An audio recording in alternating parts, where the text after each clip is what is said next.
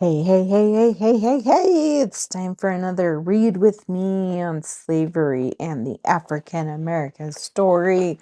So, last time we were talking about indentured servitude, and we are going to continue that today with the unfortunate fate of John Punch. The first black man to be enslaved for life in the North American colonies was John Punch, who was first an indentured servant in the colony of Virginia. Did you know about John Punch? Because I sure didn't. I'm going to have to do some Googling and some wormholing and some rabbit holing tonight because I didn't know anything about him, let alone his name. Like white indentured servants, Punch was contracted to work for a man named Hugh Gwen for a specific number of years. However, during his time working for Gwen, Punch was treated more like a slave. He wasn't the only one who felt this way. Along with a Dutchman named Victor and a Scot named James Gregory, two of his white counterparts, Punch fled his indentured post in 1640. When the crew were apprehended, Victor James and James Gregory were sentenced to an additional year of labor for their crimes. Punch, however, was sentenced to enslavement for the rest of his life.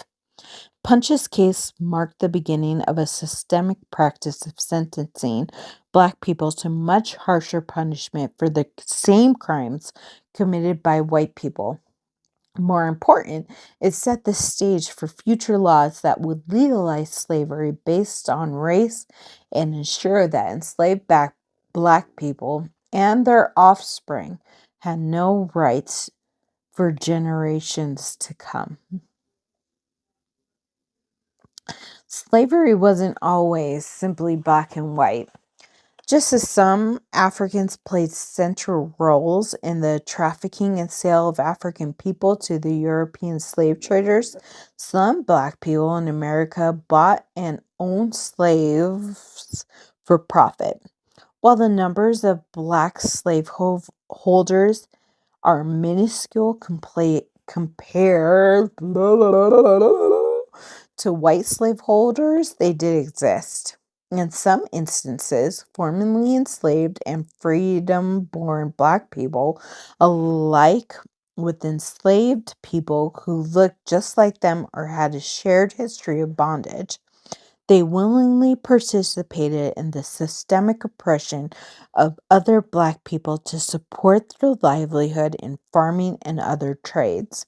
In fact, one of the earliest documented court cases involving slavery was brought by John Cassar, an indentured black man who appealed to the court because Anthony Johnson, a free black man, refused to set him free after his indentured servitude was complete. And I don't want to hear shit about black on black crime or anything like that. So you can keep those comments to yourself because I'm not having it. Thank you so much. Thank you for coming to my TED Talk. Mic drop and bye. The cruel irony of this story is that Johnson himself had been forced into indentured servitude in Virginia in 1621 during the early days of colonial life. Throughout his bondage, Johnson labored on tobacco plantations and knew firsthand the trials of indentured. Like most indentured servants of the time, Johnson was eventually given his freedom and was able to make a life for himself after his service contract was fulfilled. Some might consider Johnson a success story. By 1651, Johnson, who had arrived as an indentured African in 1621, owned 5 servants of his own, including John Cassar, who sued him for freedom because he had fulfilled the terms of his service contract. Unfortunately for Cassar, the Virginia court sided with Johnson, who claimed that Cassar's contract was indenture for life and not for any set term of years. Cassar argued the lawsuit. The court ruled in Johnson's favor and demanded that Johnson Castor Negro forthwith return to the service of his said master, Antonio Johnson.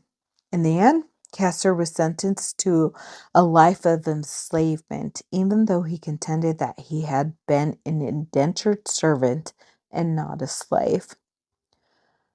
To much a lesser degree, indentured servitude of poor white people continued in some places throughout slavery.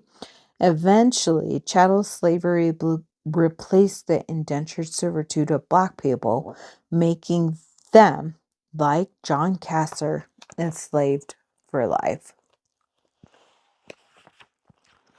Let's think about it. Let's think together. Number 1, numero uno.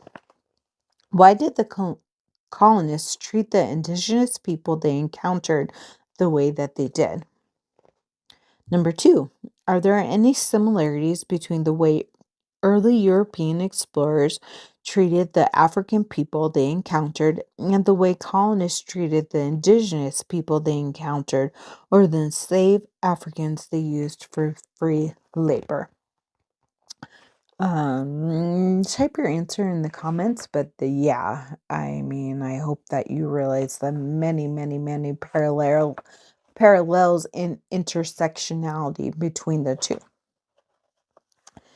In the North American colonies, why did slavery become more appealing than indentured servitude, which also guaranteed the colonists a steady supply of workers who didn't have to be paid for their service?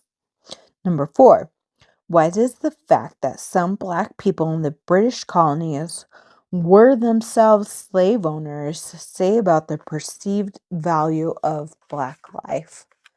So we're going to stop here today. I'll go ahead and answer those questions in the comments, and I will do my own answer in a video at a later date. I love you very, very, very much. Take care of yourself. It's a lot right now. Drink some water. Make sure that you're getting adequate sleep. I don't recommend going to touch grass. It's winter right now. It's all gross and dry and dirty. But do try and go outside or at least open your windows for a little bit. Buy a house plant if you can. You know, we've got pandemics going around. COVID never left, and I feel like we're gonna be gearing up for the bird flu pandemic. I have the swine flu personally. Do not recommend. 0 out of 10 stars, less than 0 out of 10 stars. So go buy a plant to help keep your air healthy, to help keep you healthy, to help your mental health. And I will see you next time for Slavery and the African American Story, Race to the Truth. Happy Black History Month. Even if you look like me and you come from a black parent, you are black. We're not doing the one drop rule here in 2025. You're black and you're beautiful. And if you look darker than me, you're black and you're beautiful, and you are experiencing things that I will never experience in my lifetime. But you are beautiful and you are worthy and you are lovely and you are perfect as you are. And I will fight for you because all of our freedom is connected. So happy Black History Month, and I will see you next time. I love you very much. Bye.